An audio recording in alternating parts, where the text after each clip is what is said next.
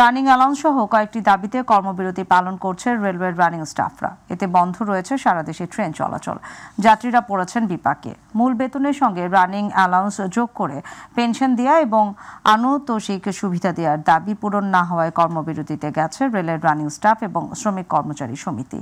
এদিকে ট্রেনের বিকল্প হিসেবে যাত্রী পরিবহনের জন্য সারা দেশে বিআরটিসি বাস সার্ভিস চালু করেছে রেলওয়ে কর্তৃপক্ষ। সকালে সার্বিক পরিস্থিতি পরিদর্শনে কমলাপুর রেল স্টেশনে আসেন রেল উপদেষ্টা মোহাম্মদ ফজলুল কবির খান। তিনি যাত্রীদের জানান, আন্দোলনকারী রানিং স্টাফদের কিছু দাবি পূরণ করা হয়েছে। বাকি দাবির বিষয়ে তাদের সঙ্গে যে কোনো সময় আলোচনায় বসতে প্রস্তুত সরকার। দুঃখজনক যে এতগুলো যাত্রীকে জিম্মি করে এই ধরনের একটা কর্মসূচি দেওয়া। এখানে তো কে সাফার করতেছে সাধারণ মানুষ, জনগণ সাফার করতে। এটা বললাম যে এর অনেকাংশ এটা অলরেডি দিয়ে দেওয়া হয়েছে তাদেরকে, আর বাকি অংশ নিয়ে আমরা আলোচনা করতে রাজি আছি। দর্শক, এই বিষয়ে বিস্তারিত জানতে এই মুহূর্তে কমলাপুর থেকে আমাদের সঙ্গে যুক্ত হচ্ছেন সহকর্মী রাকিব হাসান। রাকিব, সকাল থেকেই তো রানিং স্টাফদের কর্মবিরতি ও ট্রেন চলাচল বন্ধে যাত্রীরা ভোগান্তি পোহাচ্ছেন। তো দাবি পূরণে আর কোনো আশ্বাস কি মিলেছে? আমাদের বিস্তারিত জানান। ধন্যবাদ নাদিয়া আপনাকে। আসলে ঠিক যেমনটি বলছিলেন, সকাল থেকেই আমরা দেখতে পাচ্ছি, ঠিক সকাল না, গতকাল মধ্যরাত থেকে তো 12টার পর থেকেই কিন্তু এই কমলাপুর স্টেশন থেকে সব ধরনের ট্রেন চলাচল বন্ধ রয়েছেন। আমরা জানি যে রানিং যে স্টাফরা রয়েছেন তারা তাদের মূল বেতনের সঙ্গে আসলে অ্যালাউন্স যোগ করে পেনশন এবং আনুতোষিক সুবিধা দেওয়ার বিষয়ে যে জটিলতা রয়েছে সেইটি নিরসনের লক্ষ্যেই কিন্তু তারা এই আন্দোলনে ডাক দিয়েছেন। সে পূর্ব ঘোষিত এই কর্মসূচি অনুযায়ী তাদের এই আন্দোলন চলছে। আমরা এখন এই কমলাপুর স্টেশন সকাল থেকেই কিন্তু রয়েছে। সকাল থেকেই যে বিষয়গুলো আমরা দেখতে পেয়েছি যে তাদের এই ঘোষণা থাকলেও কিন্তু রেলওয়ে কর্তৃপক্ষ এই বিষয়টি তারা আমলে না নিয়েই কিন্তু তারা সব ধরনের তাদের শিডিউল রেখেছিল ট্রেনের। কিন্তু হঠাৎ করেই যেহেতু 12টার পর থেকেই তারা এই রানিং স্টাফরা সব ধরনের ট্রেন চলাচল বন্ধ করে দেয়, সে কারণে কিন্তু এটি প্রচণ্ড বিপাকে পড়ে এই ট্রেন যাত্রীরা যারা দূর দূরান্ত থেকে এই স্টেশনে আমরা দেখতে পেয়েছি যে রাতে এসছেন, সকাল ভোরে আসছেন। বিশেষ করে চট্টগ্রাম, কক্সবাজার কিংবা অন্যান্য যে দূরের যাত্রী রয়েছেন তারা বিভিন্ন জেলা থেকে এখানে আসছেন। আসার পরে হঠাৎ করে এই ধরনের এক পরিস্থিতিতে তারা কিন্তু অনেক বিপাকে পড়েছেন। থাকার ব্যবস্থা নিয়ে তারা কিন্তু নানান বিপাকে রয়েছেন। তবে আমরা একটি বিষয় বলতে চাই যে এই রানিং স্টাফদের এই অবরোধের প্রেক্ষিতেই কিন্তু রেলওয়ে কর্তৃপক্ষ যারা রয়েছে তারা কিন্তু বেশ কিছু বিআরটিসি বাসের ব্যবস্থা করেছেন, যে বাসগুলো দিয়ে তারা কিন্তু তাদের নির্দিষ্ট গন্তব্যে যেতে পারবেন এমন কথাই তারা জানিয়েছেন। এবং কমলাপুর স্টেশনের পাশেই সেই বিআরটিসির একাধিক বাস আমরা দেখতে পেয়েছি যে তারা সেই বাস দিয়ে যারা যাত্রীরা চাইলেই কিন্তু সেই যাত্রীর ট্রেনের টিকিট দেখিয়ে কিন্তু এই বাসগুলো দিয়ে তারা গন্তব্যে যেতে পারবেন। তবে অনেকের যারা টিকিট অনলাইনে করেছেন তাদের কিন্তু টিকিটের অনলাইনে রিফান্ড করা হয়েছে, তাদের টাকাগুলো ফেরত দেওয়া হয়েছে। তো সব কিছু মিলেও একটি জটিলতা বিরাজ করছে, যেহেতু একটি হঠাৎ করে এই ধরনের একটি পরিস্থিতিতে পড়েছে। সেক্ষেত্রে এই ধরনের পরিস্থিতির জন্য প্রস্তুত ছিল না কমলাপুর রেলওয়ে কর্তৃপক্ষ, তারা বিপাকে পড়ছে। সকালেই আমরা দেখতে পেয়েছি রেলওয়ে স্টেশন পরিদর্শন করতে এসে বা যারা আন্দোলন করছেন তাদের সাথে কথা বলেছেন যে রেলওয়ের উপদেষ্টা রয়েছেন তিনি কিন্তু এসছেন এবং তারা বারবার বলেছেন যে তাদের যে দাবি দাওয়াগুলো রয়েছেন তারা সেই দাবি দাওয়াগুলো এরই মধ্যেই কিন্তু একটি সুপারিশ আকারে অর্থ মন্ত্রণালয়ে প্রেরণ করা হয়েছে। যেহেতু এই বিষয়গুলোর সাথে অর্থ মন্ত্রণালয় জড়িত, তাই তাদের কিছু করার নেই, বিষয়গুলো অর্থ মন্ত্রণালয় থেকে সমাধান হবে।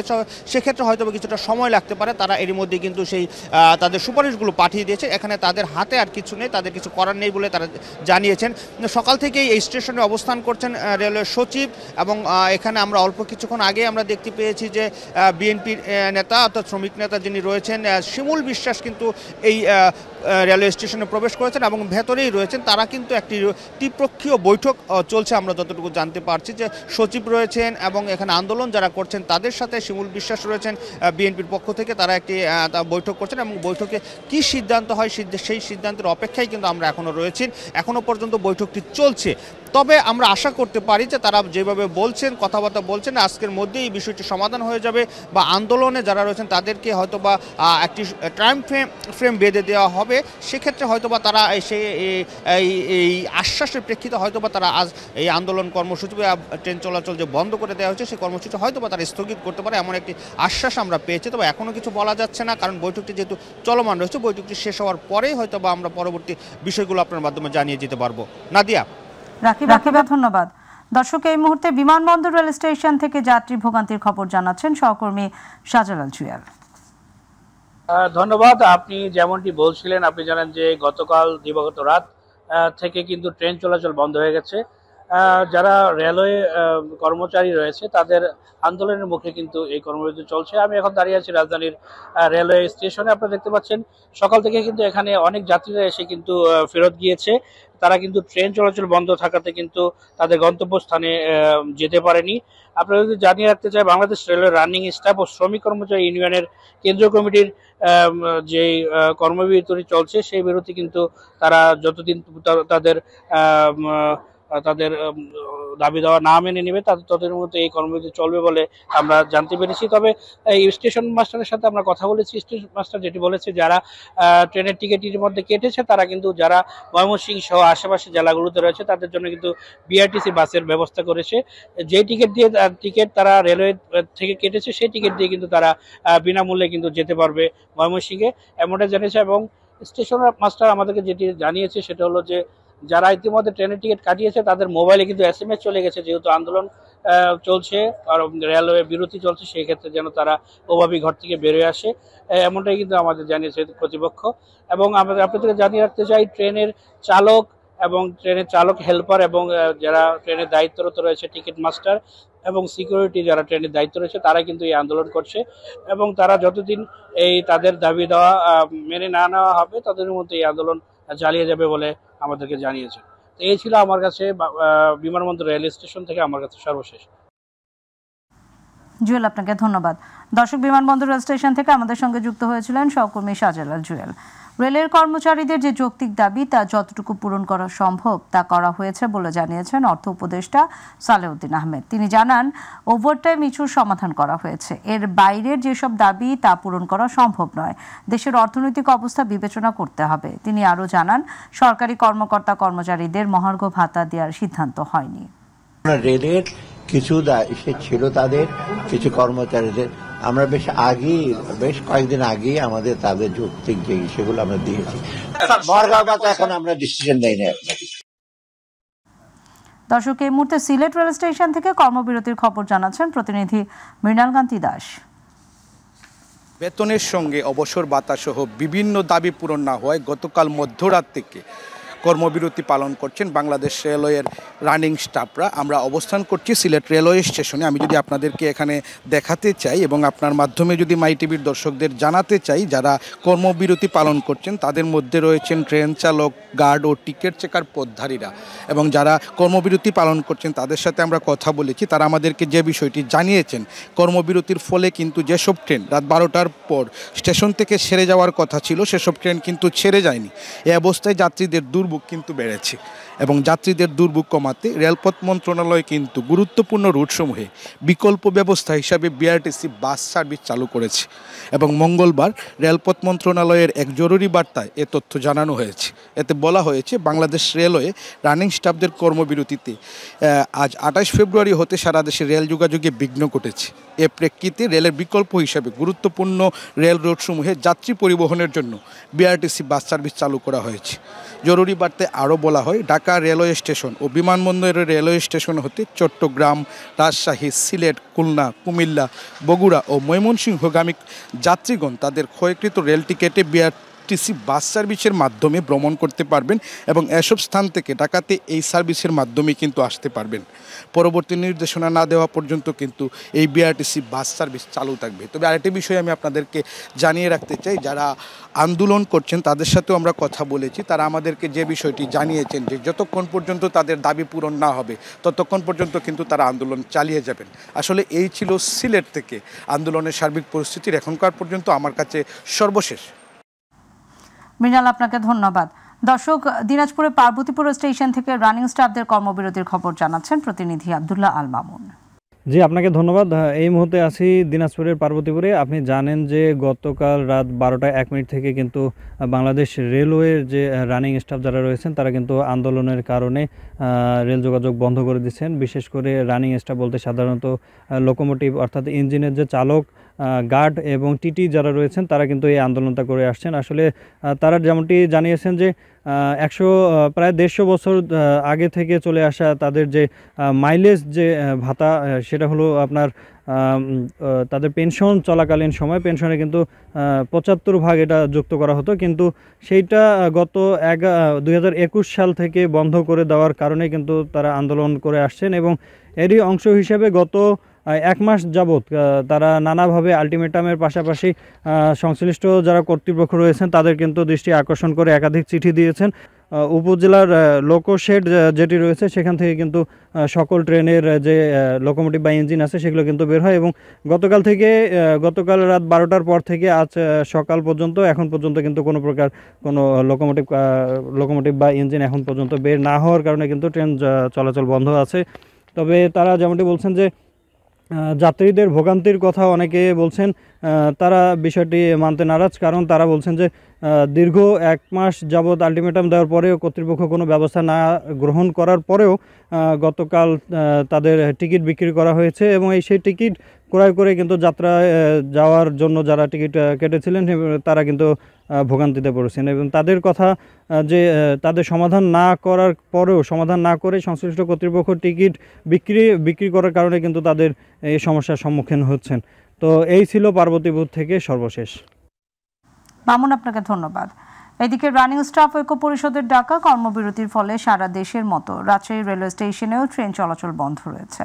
সকাল 6টা 20 মিনিটে রাজশাহী রেলওয়ে স্টেশন থেকে চিলাহাটির উদ্দেশ্যে তিতুমির এক্সপ্রেস ট্রেনটি ছেড়ে যাওয়ার কথা ছিল, তবে স্টাফদের কর্মবিরতির কারণে ট্রেনটি চলেনি। এতে বিক্ষুব্ধ হয়ে ওঠেন যাত্রীরা। তাদের অভিযোগ, ট্রেন বন্ধ থাকার পরও রেল কর্তৃপক্ষ কেন অনলাইনে টিকিট বিক্রি করছে। যাত্রীরা আন্দোলন সম্পর্কে জানতে পারেননি, ফলে তারা ক্ষোভ প্রকাশ করে স্টেশনে ভাঙচুর করেন। রাজশাহী রেলওয়ে স্টেশনে ব্যবস্থাপক মঈনুদ্দিন জানান, পরে সেনাবাহিনী এবং অতিরিক্ত পুলিশের উপস্থিতির পর পরিস্থিতি নিয়ন্ত্রণে আসে।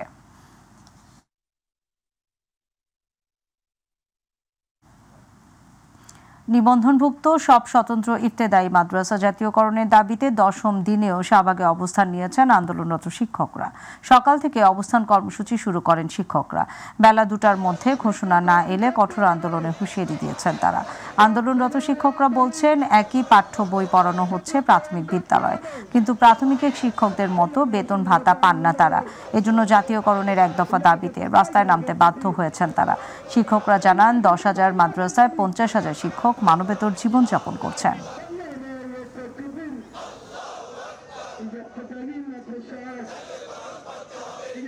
দর্শক, এই মুহূর্তে শাহবাগে আছেন সহকর্মী ইউসুফ আলী, আমরা যুক্ত হচ্ছি তার সাথে। ইউসুফ, ইবতেদায়ী মাদ্রাসা শিক্ষকদের বিষয়ে আর কি তথ্য আছে আপনার কাছে? নতুন কোনো কর্মসূচির ঘোষণা দিয়েছেন কি তারা? আমাদেরকে বিস্তারিত জানান। নাদিয়া, আপনি জানেন যে গত 11 দিন ধরে সারা দেশের ইবতেদায়ী মাদ্রাসার শিক্ষকরা এখানে শাহবাগে জাতীয় জাদুঘরের পরে যে গ্রন্থাগার রয়েছে সেখানে রাস্তার একটি পাশে অবস্থান নিয়েছে। অর্থাৎ তাদের দাবি, সারা দেশে যেসব প্রাথমিক বিদ্যালয় রয়েছে সেই প্রাথমিক বিদ্যালয়ের মতো এই ইবতেদায়ী মাদ্রাসাগুলোকেও নিবন্ধনভুক্ত করতে হবে। অর্থাৎ তারা যেটি বলছে যে ইবতেদায়ী যেসব মাদ্রাসা শিক্ষা বোর্ডের অধীনে অন্তর্ভুক্ত রয়েছে সেগুলোকে তারা করতে চাচ্ছে। তবে আজকে পর্যন্ত তাদের কিন্তু আলটিমেটাম ছিল দুপুর 2টো পর্যন্ত। এই আলটিমেটাম পর্যন্ত কিন্তু তারা শাহবাগে অবস্থান করছে এই বিষয়ে কোনো ফয়সালা না হওয়ার পর। কিছুক্ষণ আগে শিক্ষকদের একটি প্রতিনিধি দল শিক্ষা মন্ত্রণালয়ে প্রবেশ করেছে। সেখানে মন্ত্রণালয় থেকে তারা ফিরে আসার পর হয়তো তাদের যে আলটিমেটাম, সেই আলটিমেটামের বিষয়ে তারা কথা বলবে। যদি তাদের দাবি মেনে নেওয়া হয় তাহলে হয়তো তারা আন্দোলন থেকে সরে দাঁড়াবেন, আর যদি দাবি মেনে না নেওয়া হয় তাহলে তারা কঠোর কর্মসূচি ঘোষণা করার হুঁশিয়ারি দিয়েছিল কিন্তু পূর্ব থেকেই। তবে আজকে যদি মন্ত্রণালয়ে শিক্ষক প্রতিনিধি দলের সঙ্গে আলোচনা করে কোনো ধরনের ফয়সালা না হয় তাহলে কিন্তু তারা কঠোর কর্মসূচির দিকে অগ্রসর হবে। আর যদি তাদের দাবি মেনে নেওয়া হয় তাহলে হয়তো এই কর্মসূচি প্রত্যাহার করে তারা রাজপথ ছেড়ে নিজ নিজ শিক্ষা প্রতিষ্ঠানে ছুটে যাবেন। এখন শিক্ষকদের যেসব নেতারা রয়েছেন তারা বক্তব্য রাখছেন, অর্থাৎ তাদের দাবি পূরণ না হওয়া পর্যন্ত তারা মাঠে থাকার ঘোষণা দিয়েছেন। অর্থাৎ সরকারের পক্ষ থেকে তাদের দাবি হলো যে তারা বিগত যে ফ্যাসিস্ট সরকার ছিল সেই সরকারকে আন্দোলন করে বিদায় করার জন্য এবং সারা দেশে মাদ্রাসা শিক্ষা চালু করার জন্য এবং এটাকে আরও গতিশীল করার জন্য মাদ্রাসা শিক্ষাকে অন্তর্ভুক্তিকরণের তারা দাবি জানিয়েছে। তবে সবশেষ বিষয় হলো যে মন্ত্রণালয়ে যে প্রতিনিধি দল কথা বলছেন তাদের কথার উপর ভিত্তি করেই আসলে নির্ধারিত হবে যে তারা রাজপথ ছেড়ে চলে যাবেন নাকি নতুন করে তারা আন্দোলন কর্মসূচি ঘোষণা করবেন। শাহবাগ থেকে এই ছিল আমার কাছে ইবতেদায়ী শিক্ষকদের যে অবস্থান কর্মসূচি, সেই অবস্থান কর্মসূচির বিষয়ে সবশেষ তথ্য। নাদিয়া। ইউসুফ, আপনাকে ধন্যবাদ।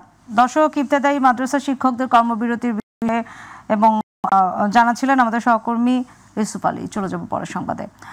নির্বাচন সংস্কার কমিশনের সব প্রস্তাব বাস্তবায়ন করলে নির্বাচন কমিশনের স্বাধীনতা খর্ব হবে বলে মন্তব্য করেছেন প্রধান নির্বাচন কমিশনার এএমএম নাসির উদ্দিন। দুপুরে নির্বাচন কমিশন ভবনে প্রধান নির্বাচন কমিশনারের সাথে সাক্ষাৎ করেন ইউরোপীয় ইউনিয়নের রাষ্ট্রদূত মাইকেল মিলার। সাক্ষাৎ শেষে প্রধান নির্বাচন কমিশনার কথা বলেন। তিনি জানান, নির্বাচন কমিশনের স্বাধীনতায় যাতে হস্তক্ষেপ করা না হয় সে বিষয়ে ইউরোপীয় ইউনিয়নকে অবহিত করা হয়েছে। জানান, আগামী নির্বাচন অবাধ, সুষ্ঠু এবং নিরপেক্ষ করা হবে বলে ইউরোপীয় ইউনিয়নকে আশ্বস্ত করা হয়েছে।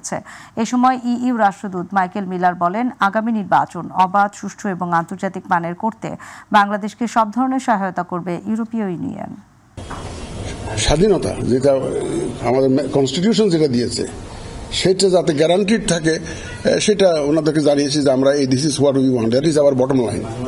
মানে আমরা কোনো ইসির স্বাধীনতা কম্প্রোমাইজড হোক এটা আমরা চাই না, এই কথাটা ওনাদেরকে আমরা জানিয়েছি, তারা অ্যাপ্রিসিয়েট করছে। বাংলাদেশে নিযুক্ত ব্রাজিলের রাষ্ট্রদূত পাউলো ফার্নান্দো দিয়াস ফেরেসের সঙ্গে বৈঠক করেছে বিএনপি। বেলা 11টায় রাজধানীর গুলশানে বিএনপি চেয়ারপারসনের কার্যালয়ে বৈঠক শুরু হয়। বিএনপির পক্ষে দলের মহাসচিব মির্জা ফখরুল ইসলাম আলমগীরের নেতৃত্বে বৈঠকে উপস্থিত ছিলেন বিএনপির স্থায়ী কমিটির সদস্য আমির খসরু মাহমুদ চৌধুরী এবং সাংগঠনিক সম্পাদক শামা ওবায়েদ। বৈঠক শেষে স্থায়ী কমিটির সদস্য আমির খসরু মাহমুদ চৌধুরী বলেন, দুদেশের মধ্যে সম্ভাবনা রয়েছে, তা নিয়ে আলোচনা হয়েছে। পাট নিতে গুরুত্ব দিচ্ছে ব্রাজিল। এছাড়া দেশটি রেডমিট রপ্তানি করার পাশাপাশি টেকনোলজি ট্রান্সফার করতে চেয়েছে। দেশের মধ্যে যে সম্ভাবনাগুলো আছে সেগুলো নিয়ে আলোচনা হয়েছে। তার মধ্যে প্রথমত হচ্ছে এগ্রিকালচারাল, কৃষিতে যে কোঅপারেশন। আপনারা জানেন ব্রাজিল তো কৃষির দিক থেকে অনেক শক্তিশালী এবং এগিয়ে আছে।